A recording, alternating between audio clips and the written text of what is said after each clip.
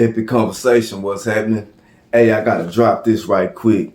The premise is there's a difference between our Father, the Most High God, and the being that's called the Lord. And so we got all the way up to Exodus chapter 4. And I'm identifying who the Lord is as Satan through his actions.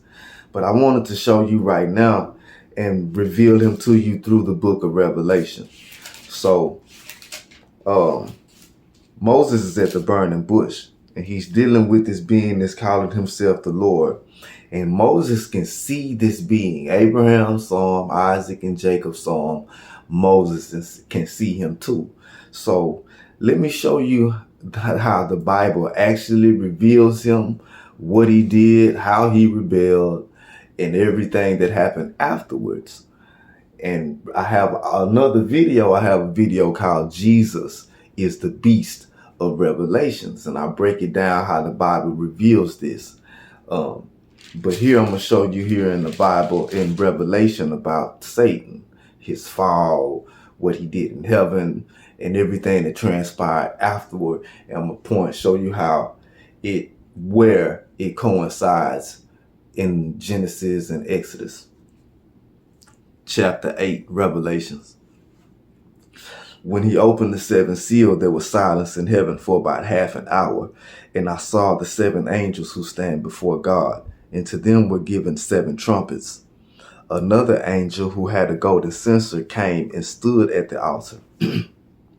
He was given much incense to offer, with the prayers of all the saints on the golden altar before the throne. The smoke of the incense, together with the prayers of the saints, went up before God from the angel's hand. Then the angel took the censer, filled it with fire from the altar, and hurled it on the earth. And there came peals of thunder, rumblings, flashes of lightning, and an earthquake. Now, as above, so below. And this angel wasn't supposed to take that censer and throw it down. The smoke was supposed to go up to the throne of the Most High. But this angel took it and threw it down to the earth. And so when he did that, it was lightnings and thunder. This is Lucifer. This is Satan. This is him rebelling in heaven. And when he did it, immediately the trumpet sound. And this is what happened. Then the seven angels who had the seven trumpets prepared to sound them. The first angel sounded his trumpet, and there came hail and fire mixed with blood, and it was hurled down upon the earth. And a third of the earth was burned up, and a third of the trees were burned up, and all the green grass was burned up.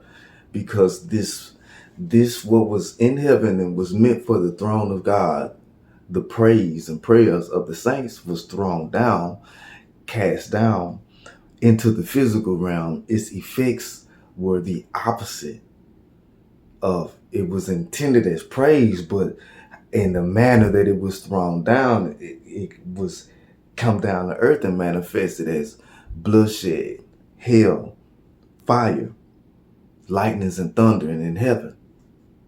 This was not to be. Our praise is due to the Most High. And a lot of the bloodshed and the murder that go on here come from us men seeking praise, greed. The second angel sounded his trumpet, and something like a huge mountain all ablaze was thrown into the sea. A third of the sea turned into blood. A third of the living creatures in the sea died, and a third of the ships were destroyed. He took fire from the altar, so like a piece of coal, put that in there, and he threw it, and this manifests as a mountain all ablaze. The third angel sounded his trumpet, and the great star, blazing like a torch, fell from the sky on the third of the rivers and the spring of the waters. Oh, the one I'm looking for is this one. The fifth angel, chapter 9. The fifth angel sounded his trumpet, and I saw a star that had fallen from the sky to the earth. The star was given the key to the shaft of the abyss. The star was given the key. The star that fell from heaven had the key to the abyss. Revelation chapter 1, verse 18. I am the living one. I was dead, and behold, I am alive forever and ever, and I hold the keys of death and Hades. It's the revelation showing you who we dealing with.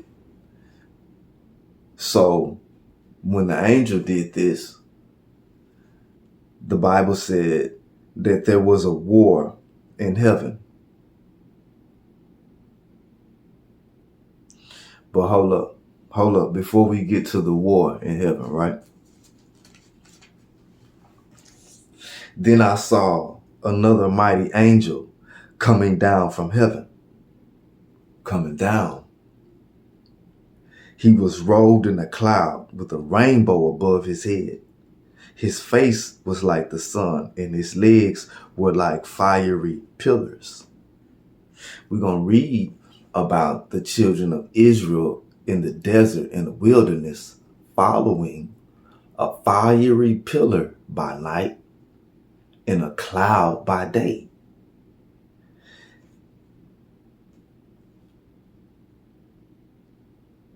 The rainbow above his head, remember, he told Noah, I put my bow in the sky to remind me not to flood the world again. My bow, I'm putting my bow in the sky. And here he is. He was robed in a cloud with a rainbow above his head. His face was like the sun, and his legs were like fiery pillars.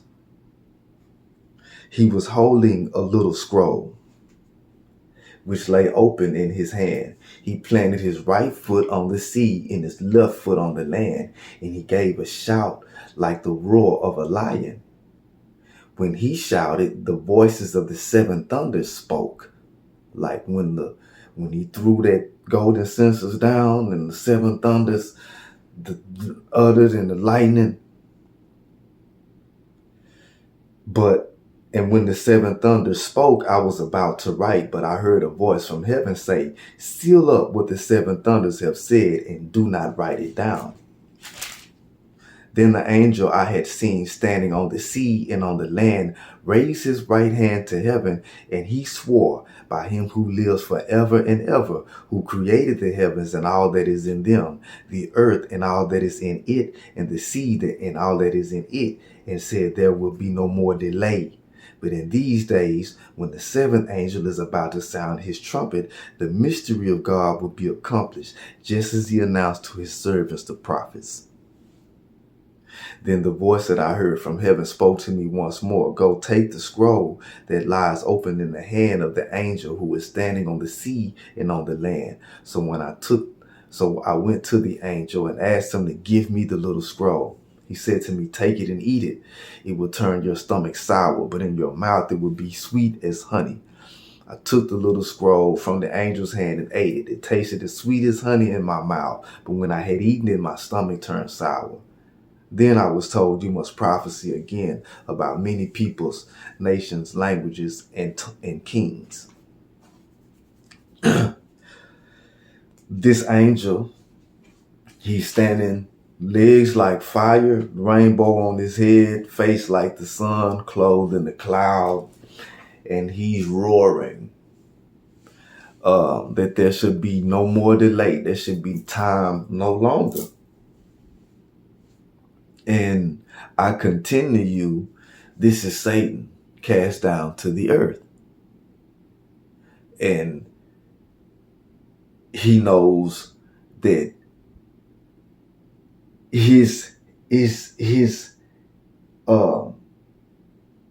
I have to say time, even though we're dealing with a spiritual being, the period that he have,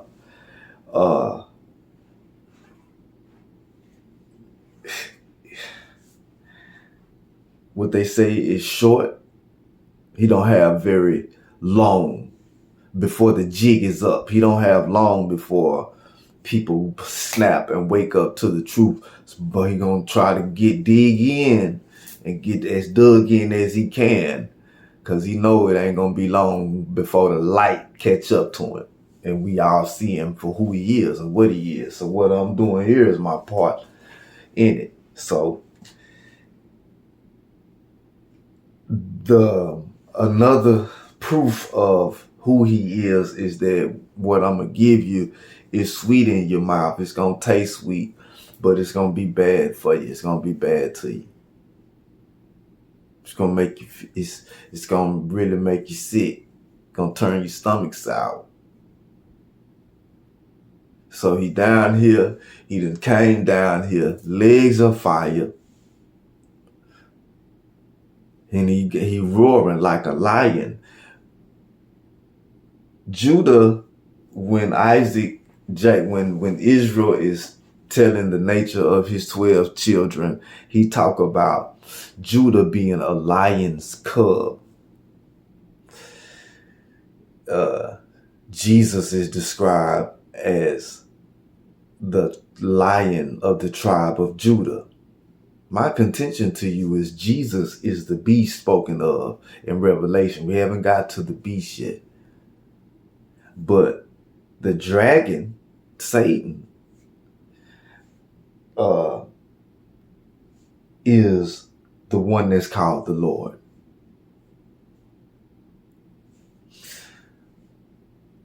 And he's described as a lion seeking who he may devour. So it is not a coincidence that they are both described as lions.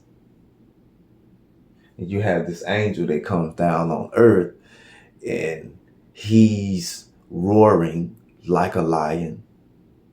And he fits the description of the being that Abraham, Isaac, Jacob, and Moses have been dealing with. But he's been telling them, we plainly see this is an angel.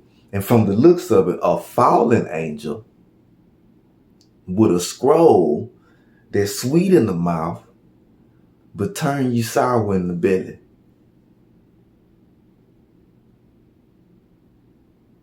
He done put his bow in the sky when he brought his cloud and tried to wipe everybody out.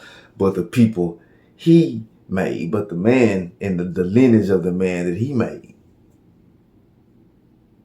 tried to kill him. And now you're going to see in a minute, he's going to lead the children of Israel with a pillar of fire by night and a cloud by day. He's saying that he's God. And I've been demonstrating to you through his actions and the fact that they can see him here on earth. He can't be God. Ain't nobody ever seen the Most High. But the being that I'm describing to you, and that's clearly described as an angel in Revelation, being revealed to you, this fit the description of who they was dealing with. Who called himself the Lord and been claiming to them as he's God. But it's more. Remember his signs that he gave Moses. He gave Moses the serpent. That was the first sign he gave him, was the serpent, right? Check this out.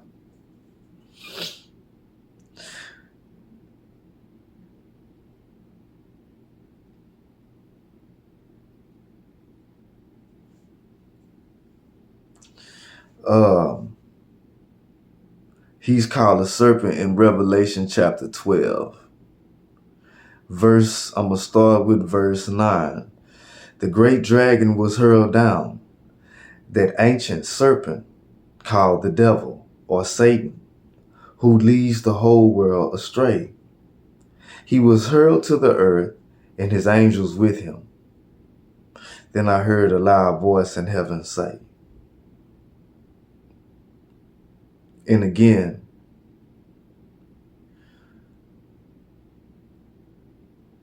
the woman was given the two wings of a great eagle so that she might fly to a place prepared for her in the desert, where she would be taken care of for times and half a time out of the serpent's reach. Then from his mouth, the serpent spewed water like a river to overtake a woman. the first sign that the Lord, in Exodus chapter 4, the first sign the Lord gave Moses to show the children of Israel who he was the serpent. And I've been contending to you that the purpose of the book is revealed to you that the one that's called the Lord is Satan. And so he reveals himself to Moses. Boom.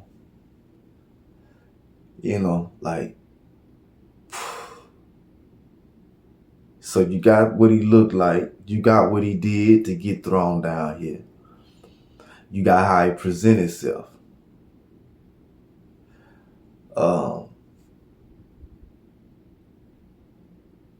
But we're going to keep going. I just wanted for you can understand what they are seeing. When they see him, they going to show you, they see the rainbow. Every time they see him sitting with the rainbow and, the legs like fire. And this is that angel that came down and roared with the book that was sweet in the mouth and turned the belly sour. The mighty angel that we wrestle with, that call himself the Lord here.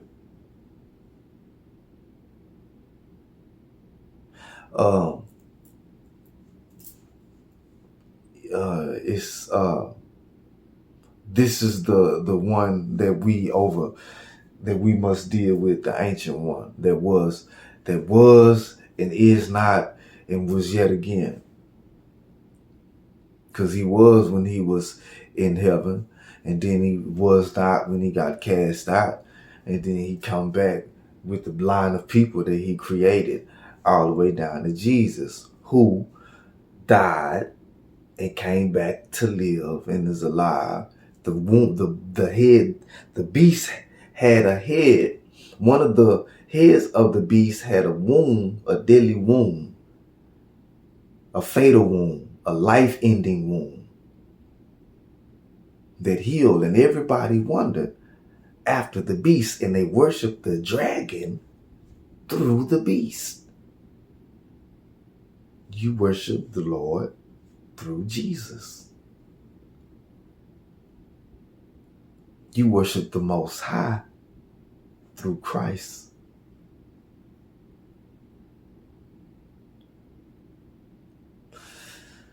But yeah, I had to drop that.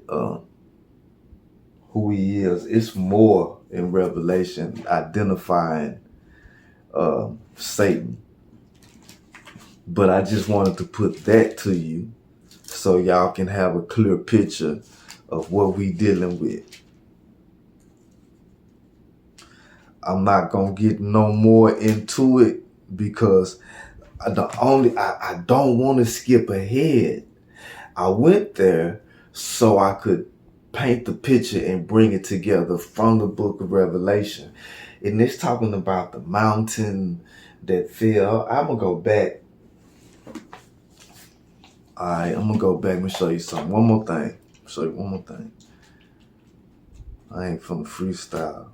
None of this. And it's after the 7 seals. Chapter 9. Chapter 8. Something like a huge mountain all ablaze was thrown into the sea.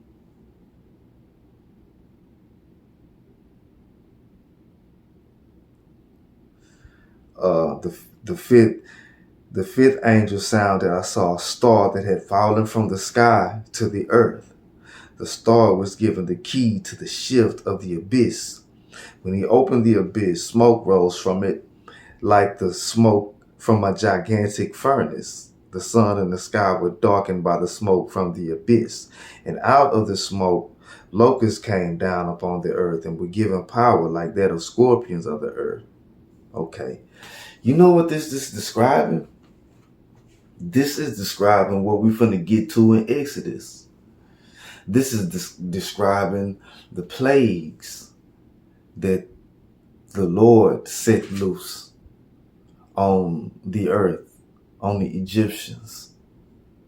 This is when the children came to the mountain, and the mountain looked like it was a smoking furnace and on fire, like it was a blaze, and it shook, and there was smoke like a cloud around the mountain. This is the angel that fell onto the mountain that was cast out of heaven and got this mountain looking like it's on fire with the keys to the abyss is the angel that gave Moses the commandments. Deceived Moses into believing that he could command him with these 10, the cross is the mark. A cross is a mark. The Hebrew word for cross is mark, like an X marks the spot. And so y'all all picked up y'all mark. You're gonna see him talk about in the book of Exodus, you're gonna see the Lord talking about binding his law on their foreheads and in the palm of the right hand. I'm telling you who he is. Book of Revelation tell you this was a fall. This wasn't him manifesting his glory on the mountain and the mountain was smoking. Book of Revelation described a star falling from heaven. The mountain looked like it was on fire, and he was given the key to the abyss, and he opened the smoke that rose from it, looked like a furnace. You see about the plague of locusts.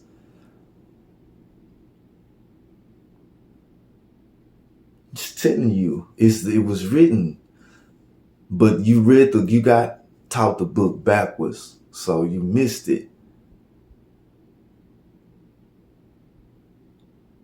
So I'm able to show you and how the Most High is able to show you just that small passage of revelation, right?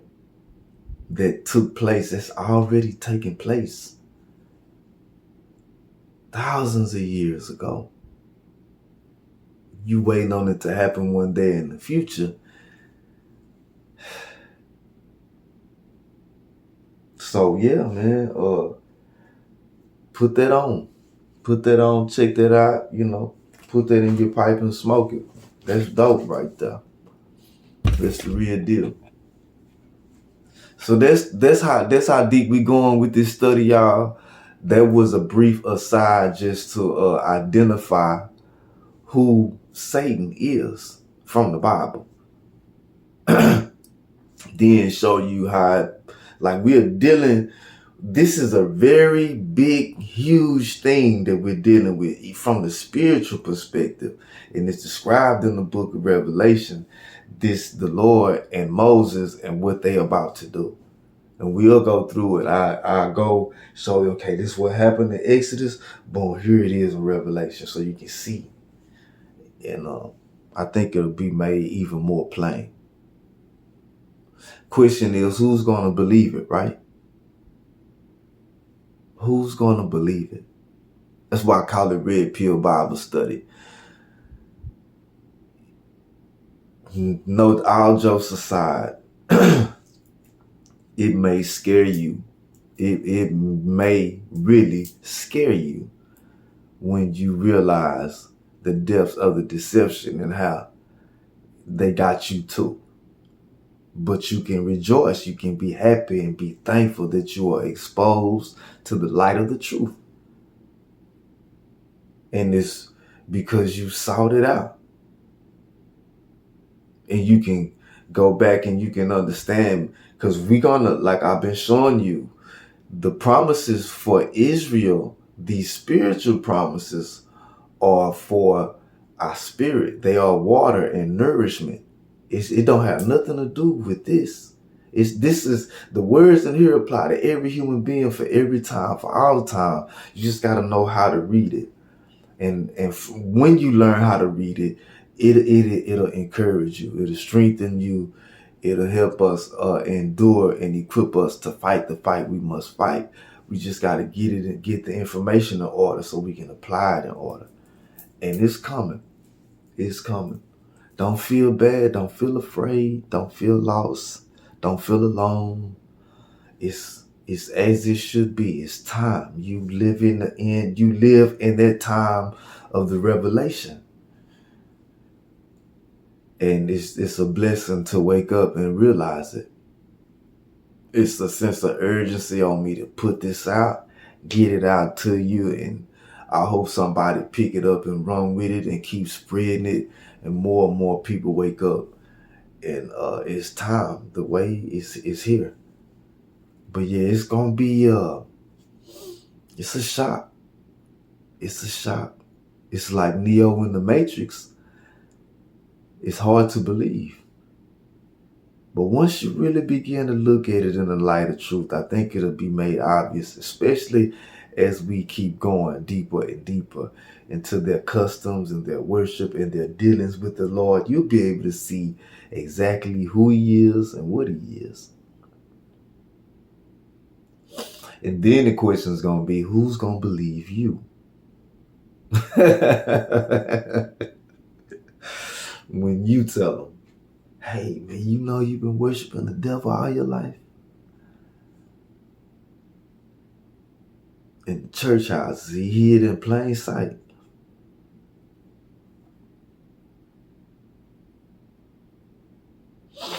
Yeah, so I'm going to end it there. When I get back, we'll get back in Exodus. I just wanted to put that out there. I don't even know what I'm going to call this one, but I'm finna hurry up and upload it. This is Epic Conversation, Red Pill Bible Study. Peace.